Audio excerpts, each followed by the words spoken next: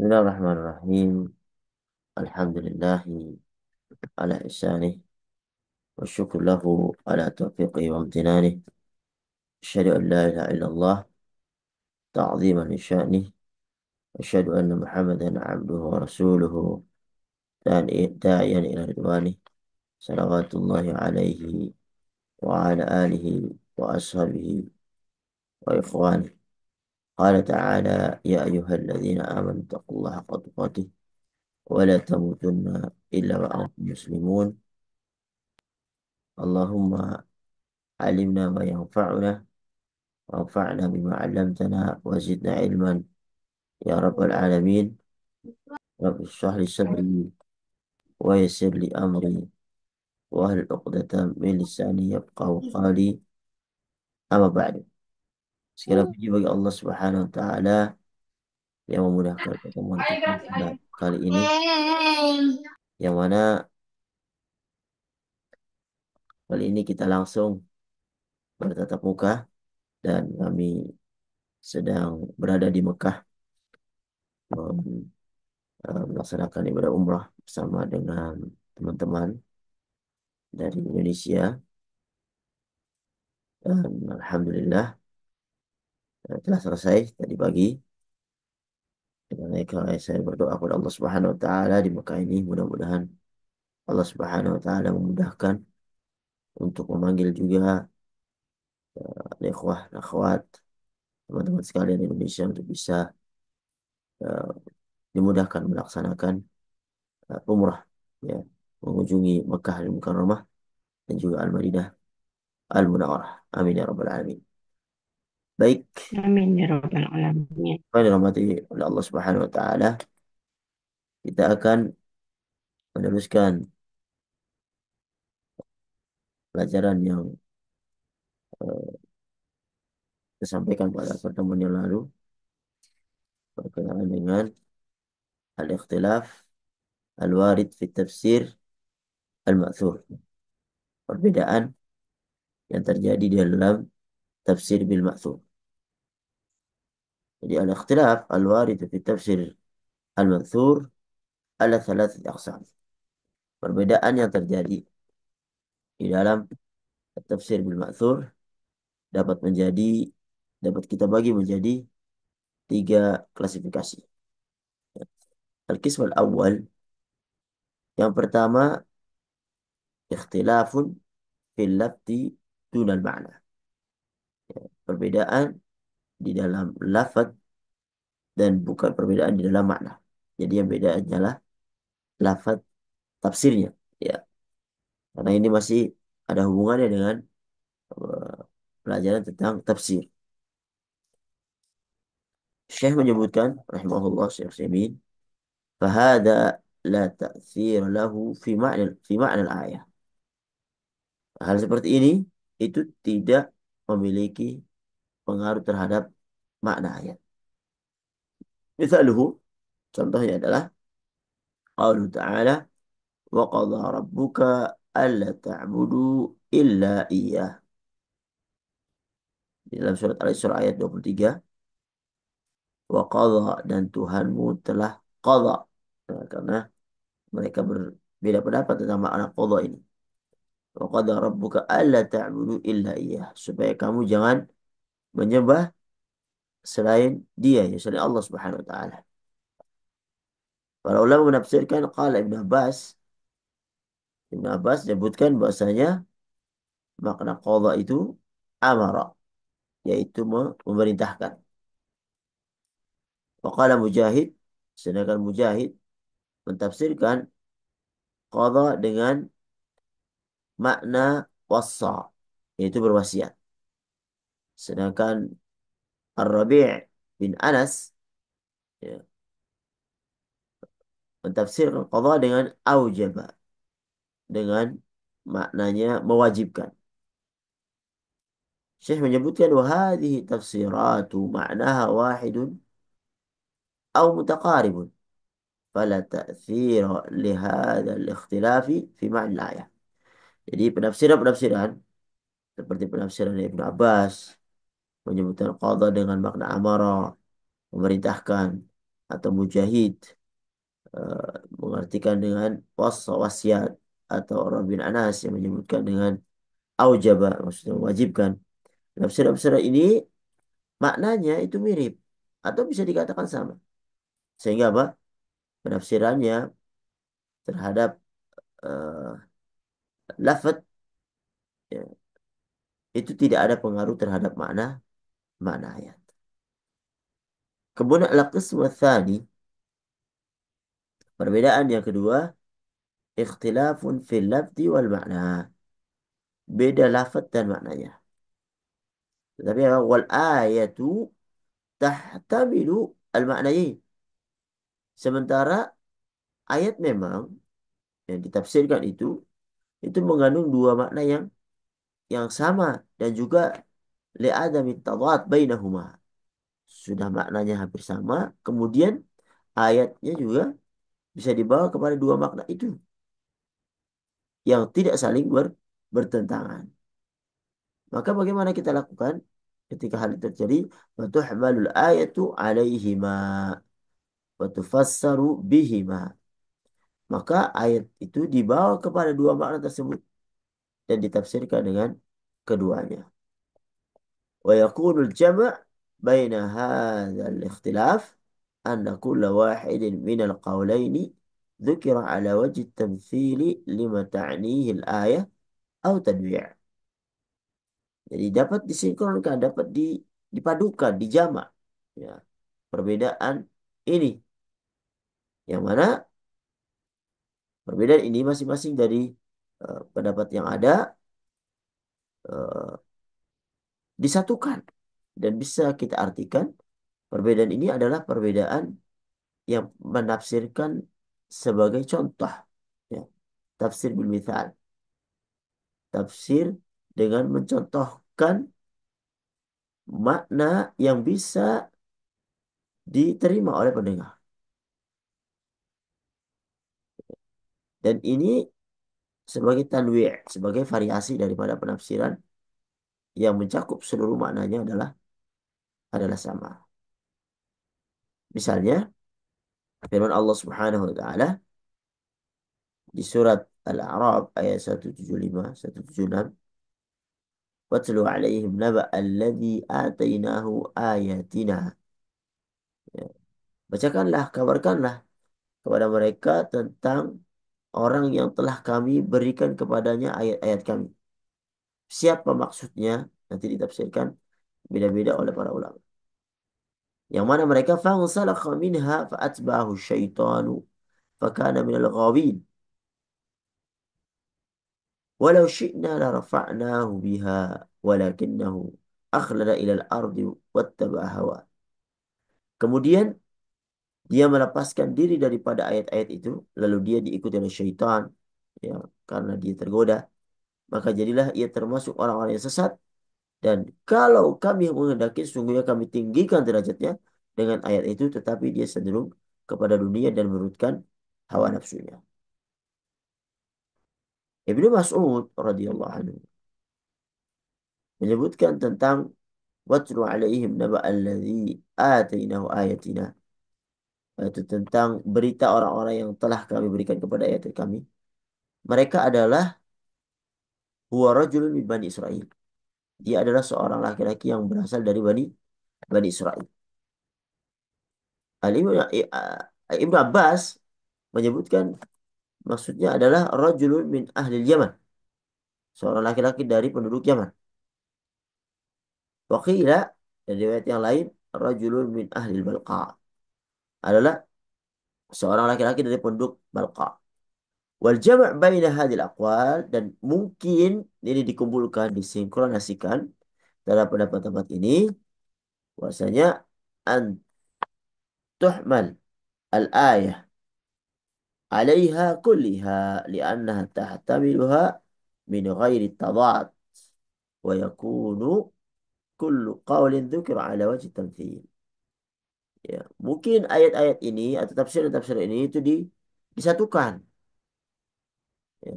Pendapat-pendapat ini disatukan, yang mana dapat mengarahkan ayat ini kepada seluruh pendapat atau tafsir yang disebutkan oleh para sahabat karena itu termasuk eh, sesuatu yang tidak bertentangan, tidak kontradiksi maknanya.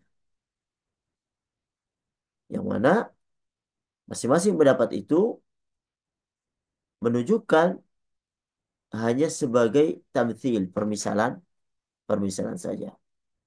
Contoh yang lain misalnya di Quran surat An-Naba ayat 34, wa ka'san dihaqa. Ya. Allah berfirman, wa ka'san dihaqa. Dan gelas-gelas yang dihaqa. Ibnu Abbas menyebutkan dihaqa maknanya adalah mamlu'ah. Maknanya adalah penuh. Wa qala Mujahid, Mujahid menyebutkan maknanya adalah mutatabi'ah, yaitu berurutan, teratur. Sedangkan waqala Ikrimah maknanya adalah safiyah. Ikrimah menyebutkan maknanya adalah bening. Wala munafata baina hadil aqwal. Ya. Dari tafsiran-tafsir ini pada hakikatnya tidak terdapat pertentangan. Wal ayatu tahtamiluha, dan ayat yang ditafsirin itu mencakupi semua daripada yang ditafsir oleh para sahabat ini. Sehingga apa? Fatuhmalu 'alaiha jami'an wa yakunu kullu qawlin li naw'in minal ma'na. Ya. Jadi mungkin untuk digabungkan pendapat-pendapat ini, tafsiran-tafsiran ini semuanya karena tidak bertentangan sehingga diarahkan kepada semuanya bisa, masing-masing pendapat merupakan jenis daripada makna mana tersebut. Bentuk perbedaan yang ketiga yang terdapat di dalam tafsir Ma'sur, al-qism tsalis ikhtilaful lafzi wal ma'na. Beda lafaz dan makna. Wal ayatu la tahtamil ma'nayaini ma'an. Sedangkan ayat yang ditafsir itu tidak dapat mencakup kedua makna tersebut secara bersama-sama. Karena apa? Littadad bainahuma. Karena pengertian adalah terjadi kontradiksi di antara keduanya. Oleh karenanya, di dalam hal ini, fatuhmalul ayatu alal arjah. Fatuhmalul ayatu alal arjahi minhuma bidalalati siyaqi au ghairihi. Jadi, apa yang kita lakukan? Yang harus kita lakukan adalah eh, ketika ayat itu saling bertentangan, harus kita ambil pendapat yang kuat dari kedua tafsiran itu. Ya, pendapat yang kuat dari keduanya. Baik melalui dalalatus siyaq, ya, petunjuk tentang redaksi yang ada di dalamnya atau yang lainnya.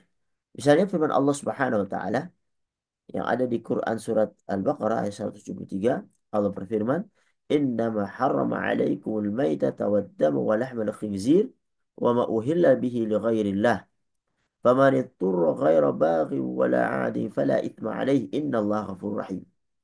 Sesungguhnya Allah mengharamkan atasmu makan bangkai, makan darah, daging babi, dan apa-apa yang disembelih dengan menyebut nama selain Allah, tetapi barang siapa yang terpaksa, famanitur, yang terpaksa memakannya dengan tidak menganiaya dan juga tidak melampaui batas, maka sungguhnya Allah Maha Pengampun lagi Maha Penyayang. Ya, poinnya adalah eh, famanitur ghairu baghin wala adin fala itsma alaih. Yang terpaksa memakannya dengan tidak menganiayanya dan tidak pula melampaui batas. Apa maksudnya?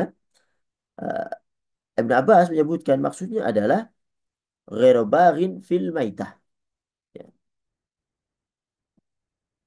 tidak baghin, tidak menganiaya di bangkai, wala adin fi aklihi,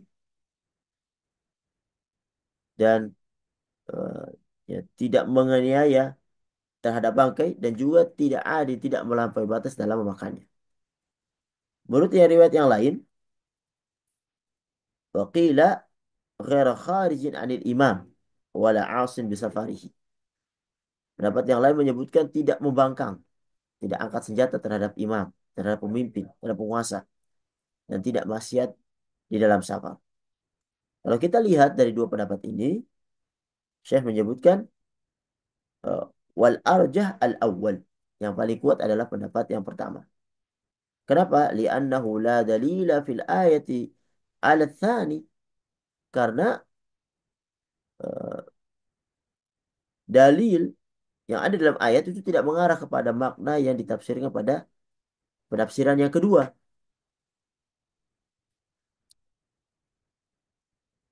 ولأن المقصود بحل ما ذكر دفع الضرورة وهي واقعة في حال الخروج على الإمام وفي حال السفر المحرم وغير ذلك. Jadi yang dimaksud kehalalan yang disebutkan di situ adalah dalam melawan kondisi darurat. Ya, sehingga tidak diharamkan karena khawatir binasa ya jiwa seseorang. Sedangkan dalam kondisi membangkang terhadap imam atau pemimpin, dalam kondisi safar yang diharamkan dan sebagainya, itu tidak berlaku di dalam diharamkannya bangkai.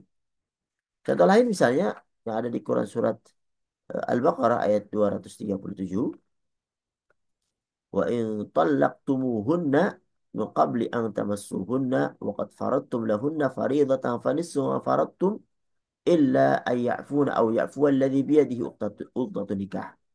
Jika kamu menceraikan istri-istrimu sebelum kamu itu bercampur berhubungan badan dengan mereka, padahal sesungguhnya kamu sudah menentukan maharnya, maka bayarlah setengah dari mahar yang telah kamu tentukan itu. Kecuali jika istri-istrimu itu memaafkan atau dimaafkan oleh au ya'fu alladhi biyadihi uqtatun nikah, atau orang yang memegang ikatan nikah. Siapa itu? Alladhi biyadihi uqtatun nikah. Qala Ali bin Abi Thalib. Ali bin Abi Thalib menyebutkan radhiyallahu anhu fil ladzi biyadihi uqtatun nikah, maksudnya adalah huwa zauj. Dia adalah suami ya, yang memegang ikatan nikah. Waqala Ibnu Abbas, Ibnu Abbas menyebutkan maksudnya adalah al-wali, ya wali daripada wanita itu. Warraji al-awwal, dan pendapat yang kuat adalah pendapat yang pertama, maksudnya adalah suami. Kenapa? Lidalalatil ma'na alaih wa li'annahu qad ruwiya fihi haditsun an Nabi sallallahu alaihi wasallam. Yang pendapat kuat adalah pendapat yang pertama, yaitu bermakna suami. Sebab maknanya juga menunjukkan ke arah itu. Juga karena ada riwayat sebuah hadis dari Nabi Shallallahu Alaihi Wasallam, dan ini adalah al-qarina atau dalalah al-qawiyah. Baik para hadirin yang dirahmati Allah Subhanahu Wa Taala, kita akan masuk setelah pembahasan tafsir, yaitu pembahasan selanjutnya berkenaan dengan tarjamatul Quran, penerjemahan Al-Quran. Apa itu? Akan dijelaskan oleh Syekh berkenaan dengan hal ini dengan singkat. Saya menyebutkan at-tarjamatu lughatan, terjemah menurut bahasa, tutlaqu ala ma'anin tarji'u ilal bayan wal idah. Ya. Dipakai untuk beberapa arti yang semuanya itu kembali kepada arti al-bayan wal idah, menjelaskan. Sedangkan secara istilah, terjemah adalah at-ta'biru alal kalam bi ghairi at-ta'biru alal kalami bi lughatin ukhra, yaitu mengungkapkan perkataan dengan bahasa lain. Lalu makna daripada tarjamatul Quran, ya, terjemahan Al-Quran adalah at-ta'biru an makna bilughatin ukhra. Jadi menerjemahkan atau mengungkapkan makna-makna Al-Quran dengan menggunakan bahasa bahasa lain. Dan terjemah ini itu ada dua macam. Terjematu naw'an. Ada dua macam. Yang pertama, ahaduhuma terjematun harfiyatun. Terjemah harfiah. Wadhalika bi ayyudha terjematu kulli kalimatin bi izaiha. Yaitu terjemah harfiah itu yaitu menerjemahkan kata per kata daripada Al-Quran. Yang kedua, tarjamatun ma'nawiyatun atau tafsiriyah. Terjemah maknawiyah atau tafsiriyah. Wadzalika bi ayu abbara an ma'na al-kalami bi lughatin ukhra min ghairi mura'atil mufradati wa tertib. Yaitu mengungkapkan makna perkataan atau kalimat dengan menggunakan bahasa lain tanpa memperhatikan mufradat, tanpa terikat dengan mufradat atau kosakata dan juga susunan kalimatnya. Nah, ini akan lebih jelasnya dengan kita kita masuk kepada contoh. Misalnya, misal dzalik qaulu ta'ala yang ada di firman Allah Subhanahu wa taala di Quran surat Zukhruf ya ayat 43. Allah berfirman, "Inna ja'alnahu Qur'anan Arabiyyan la'allakum ta'qilun." Sesungguhnya kami menjadikan Al-Quran dalam bahasa Arab supaya kamu memahaminya. Ya. Terjemah harfiyah, kalau diterjemahkan secara harfiah, itu dengan cara menerjemahkan kata per kata dalam ayat ini, maka diterjemahkan inna, ya, kemudian terjemahkan. Tsumma ja'alnahu diterjemahkan tersendiri. Kemudian Qur'anan diterjemahkan tersendiri. Arabian diterjemahkan sendiri. Dan seterusnya sampai akhir akhir ayat. La'allakum sendiri. Ta'qilun sendiri. Ya. Itu metode penerjemahan secara harfiah. Sedangkan kalau diterjemahkan secara maknawiyah, dia eh, an yutarjam yutarjimal makna makna ayat kulliha. Ya, ayat ini diterjemahkan secara keseluruhan, yaitu biqat'in nadhari an makna kulli kalimatin wa tartibiha. Ya, diterjemahkan secara keseluruhan tanpa memperhatikan arti tiap kata dan susunannya. Wahya qaribatun min makna tafsir ijmali. Jadi penafsiran model terjemah maknawiyah ini itu dekat kepada pengertian makna tafsir secara ijmali, secara umum. Bagaimana hukum dari keduanya ini? Ini tafsir secara harfiah dan juga tafsir secara maknawiyah atau tafsiriyah. Disebutkan at-tarjamatul harfiyyah bin nisbatil Qur'anil Karim mustahilatun inda kathir min ahli ilm.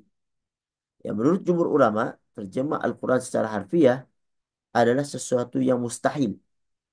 Ya, sesuatu yang mustahil secara kenyataan dan juga diharam secara syar'i.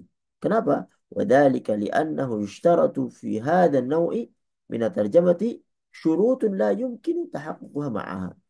Karena dalam terjemah harfiah ini ya, itu mengharuskan seseorang itu menerjemahkan ya, atau dengan syarat-syarat menerjemahkan itu diisyaratkan beberapa syarat yang tidak mungkin bisa terpenuhi dengan terjemah harfiah ini.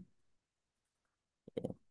Ada 3 poin. Yang pertama, dalam menerjemah eh, harus ada kesesuaian antara kosakata bahasa asli dengan bahasa terjemah.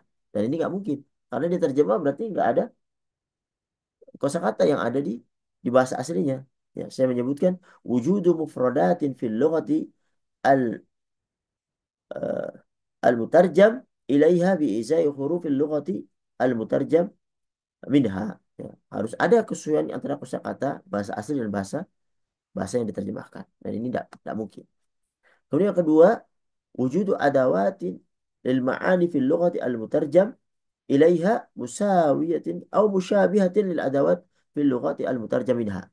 Harus ada kesesuaian antara perangkat-perangkat makna antara bahasa yang akan diterjemahkan, yaitu bahasa aslinya dengan bahasa terjemahannya. Dan ini tidak ada di dalam terjemah secara harfiah. Yang terakhir, tamatsulul lughataini al-mutarjam minha wa ilaiha fi tartibil kalimati hina tarkibiha fil jumal was-sifati wal idhafat. Ya, harus ada kemiripan antara bahasa asli dengan bahasa terjemahan dalam hal susun kata, dalam susunan kalimat, dalam hal sifat-sifat, dalam hal penggabungan kata. Sehingga apa? Berkata sebagian para ulama, qala ba'du ulama, inna tarjamata al-harfiyata yumkin tahaqquqha fi ba'dil ayat. Ya, walaupun begitu, sebagian ulama menyebutkan terjemah harfiah ini mungkin ya, dapat diterapkan pada sebagian ayat ya, atau yang semisalnya atau nahwiha. Walakinnaha tetapi eh, wa in amkana tahaqququha fi nahwi dzalika ya muharramatun. Ya, walaupun eh, dia bisa misalnya diterapkan pada sebagian ayat atau semisalnya akan tetapi tetap diharamkan. Karena apa? Li'annaha la yumkinu an tuaddi al-makna bikamaliha. Karena tidak mungkin ya terjemah harfiah ini dapat mengungkapkan makna secara sempurna. Dan juga wala an tu'athira fin nufusi ta'thir al-Qur'an al-Arabi al-mubin. Dan juga tidak bisa memberi pengaruh jiwa seperti pengaruhnya Al-Quran yang jelas yang diturunkan dalam bahasa Arab.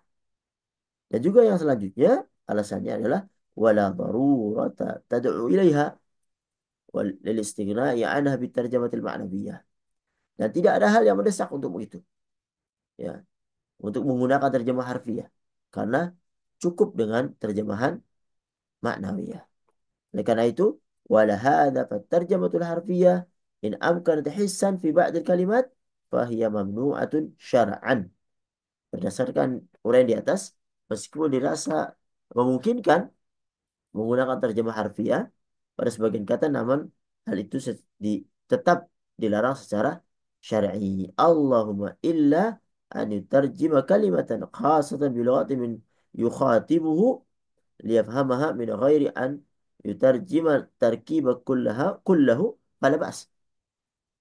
Kecuali ya, untuk menerjemahkan suatu kata yang khusus dengan kata orang yang diajak bicara supaya dia memahami tanpa menerjemahkan seluruh susunannya, maka ini diperbolehkan. Sedangkan untuk yang kedua, yaitu terjemah secara maknawiyah, maka fahiyya jaizatun fil asl. Ya, itu diperbolehkan secara asal. Li'annahu la mahdhura fiha, karena itu tidak ada hal-hal yang dikhawatirkan dalam hal tersebut. Waqad tajibu hina takunu wasilatan ila iblagil Qur'an. Bisa jadi hal itu bisa membawa menjadi wajib, ya, untuk mentafsirkan Al-Quran secara maknawi. Karena apa? Karena menjadi perantara untuk menyampaikan Al-Quran dan juga uh, wasilatan ila iblaghil Quran wal Islam li ghairi natiqin. Ya.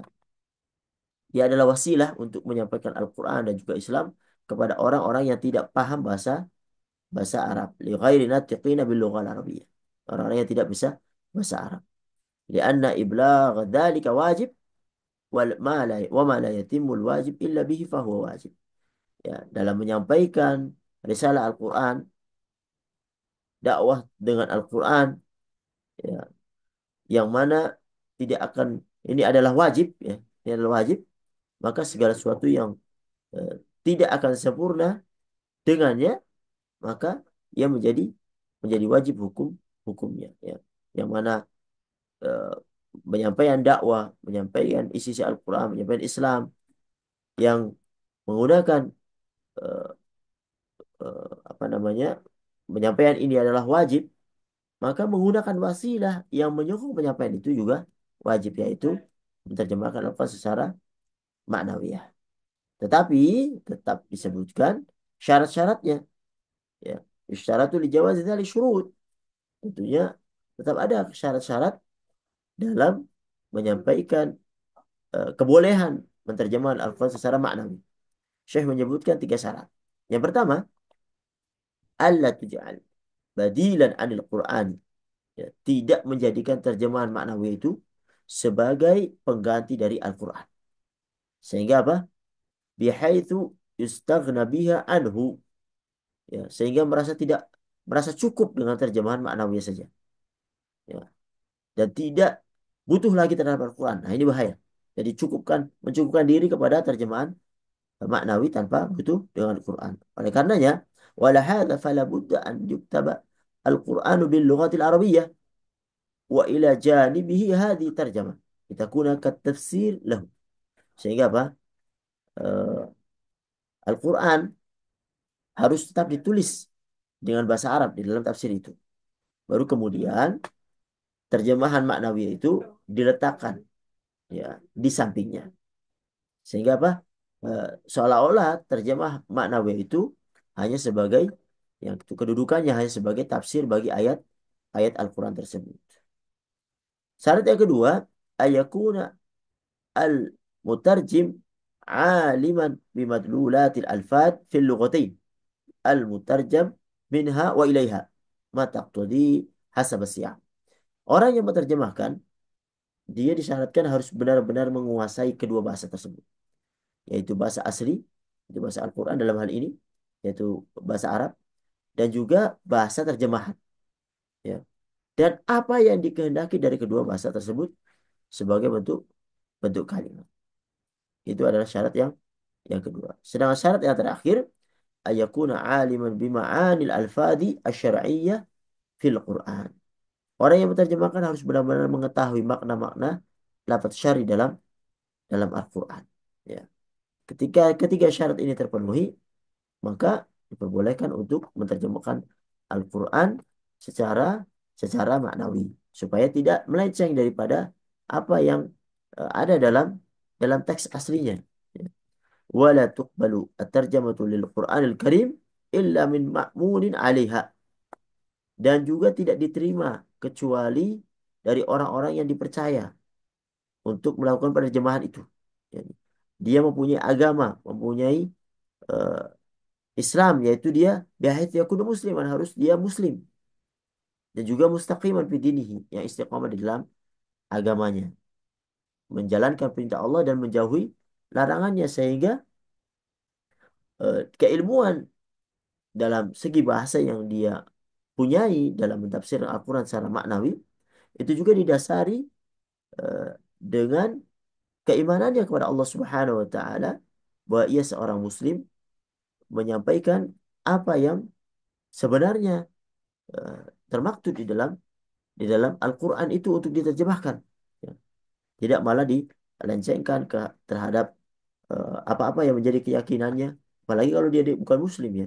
Dia bisa menggunakan terjemahan tadi, kemudian dilencengkan. Sehingga bisa bermakna yang lainnya. Para hadirin yang dirahmati Allah Subhanahu wa taala, inilah pembahasan kita kali ini berkenaan dengan terjemah Al-Quran, yang mana dia dibagi menjadi dua, yaitu terjemah harfiah, yang dalam hal ini adalah eh, diharamkan, ya, tidak diperkenankan untuk di Al-Quran karena tidak sesuai dengan eh, maksud daripada diturunkannya Al-Quran, yang mana disebutkan oleh Syekh tadi beberapa hal yang ketidakmungkinan hal itu dilakukan karena apa? Syarat-syarat yang eh, tidak bisa dipenuhi di dalam terjemah harfiah, sehingga diharamkan. Baik tidak adanya kesesuaian antara kosakata bahasa asli dengan bahasa terjemah, atau tidak ada kesesuaian antara perangkat-perangkat makna dalam bahasa yang diterjemahkan dan eh, bahasa terjemahannya.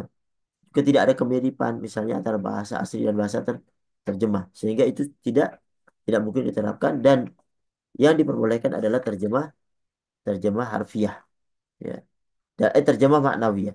Dan di dalam terjemah maknawiyah juga penerjemah di yang menerjemahkan terjemah Manawiyah juga harus memenuhi tiga syarat yang disebutkan oleh Syekh rahimahullah, dengan tidak menjadikan nantinya terjemah Manawiyah itu sebagai pengganti dari Quran, dan juga eh, harus benar-benar menguasai kedua bahasa yang terjemahkan itu, dan juga harus mengetahui lafaz-lafaz syar'i dalam dalam Al-Quran. Inilah yang bisa kami sampaikan pada kesempatan kali ini. Mudah-mudahan bermanfaat bagi kami dan kepada ikhwas sekalian. Insya Allah pada pertemuan yang lalu pertemuan yang akan datang kita akan membahas tentang al-masyhurun bitafsir minas sahabah. Ya, eh, orang-orang yang terkenal, ulama-ulama yang terkenal di dalam menafsirkan Al-Quran dari kalangan sahabat, yang mana Syekh menyebutkan beberapa orang, yaitu Ali bin Abi Thalib, ada Abdullah bin Mas'ud, dan juga ada eh, Abdullah bin Abbas, dan juga ada yang lainnya, ya. Termasuk juga nanti ada tabi'in, ada Mujahid, dan juga ada Qatadah, untuk permisalan daripada eh, para ulama yang menafsir dari sahabat, dan juga dan juga pada tabi'in setelahnya. Baik, hadza wa sallallahu ala Muhammad. Kalau ada benarnya datang dari Allah Subhanahu wa taala, kalau banyak salahnya datang dari kami. Assalamualaikum warahmatullahi wabarakatuh.